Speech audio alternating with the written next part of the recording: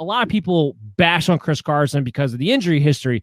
His injury history is really not that bad. I know he missed 4 games last year, but really since the season where he broke his leg, he actually only has an 8-to-1 injury rate ratio, meaning I only have him missing 2 games in a 17-game season. That's really not bad when you look at the running back position. That is the expectation for Chris Carson. He doesn't get hurt as often as people think. He doesn't miss as many games as much as people think at all. So I think he is a pretty safe guy. And this guy right now, he's going as RB20, a 36 overall. So you're getting an RB2, a low-end RB2 is what he's being drafted at in the 3rd round, essentially. He has RB1 potential. 100% he has RB1 potential. They made a financial, and this is something that hasn't been in Chris Carson's corner before, they made a financial commitment to him. They know they're done with Rashad Penny. Travis Homer, who cares? The list of running backs they have backing him up are a bunch of nobodies, a bunch of mediocrity. Doesn't matter who it is. Alex Collins, Travis Homer, Rashad Penny. This is Chris Carson's team. He's not in a committee. This is the guy carrying the ball. This is the guy catching the ball. Yeah, is there probably going to be a couple of games this season that he misses? Sure. Is he going to be a little bit banged up? Sure. But he's going to get a good amount of volume on a high-scoring offense and an offense that just made a commitment to him financially. You're going to draft him as low in RB2. I'm telling you right now, he's got top 10 potential this season. Yeah, I 100% agree. I think Chris Carson's criminally underrated in a lot of ways. Big part of it is because of Knox's injury. He gets banged up. He doesn't always miss games. He just get banged up. I think that's some of the concern for people.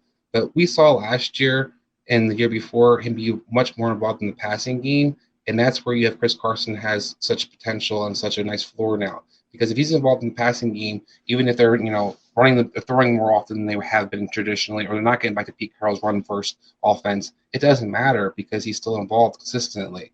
And his ability is going to be improved at running the ball as well because you added Gabe Jackson. I think that improving the offensive line is not going to always benefit Russ. It's going to benefit Chris Carson. And look overall with DK, with Lockett, even Eskridge, you have a lot of speed there. But guys, teams can't just key on this guy.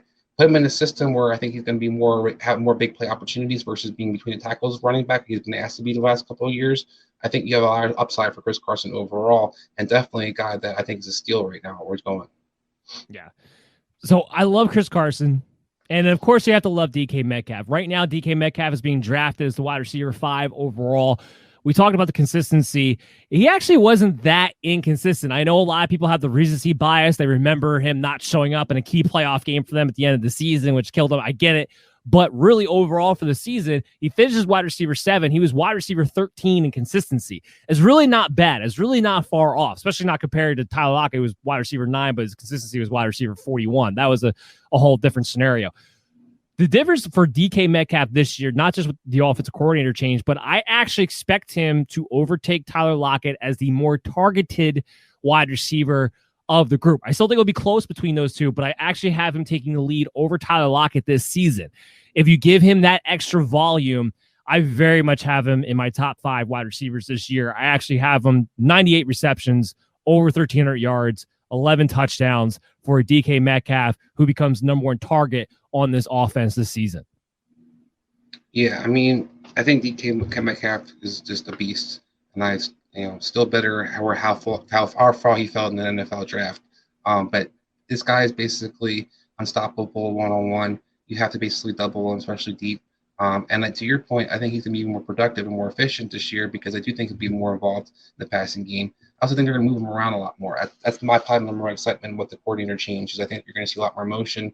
You're going to see guys play different slot positions in and out, where you kind of saw that in the Rams, where they kind of Woods, they had Cup, Brandon Cooks back in the day. They kind of moved guys around. It wasn't somebody just you stationary here and you stay here. So I think DK is going to benefit from being moved around a lot, using in the fake crack black box, doing stretch sweep actions. So you're going to see different ways for him to kind of move around and be involved to get open.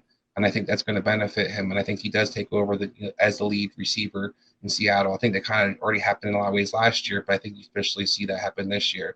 And to your point, I think the volume will be there as well, where he wasn't inconsistent, but he was more dependent on big play. This year, I think you're just going to see the volume is going to be there week in, week out.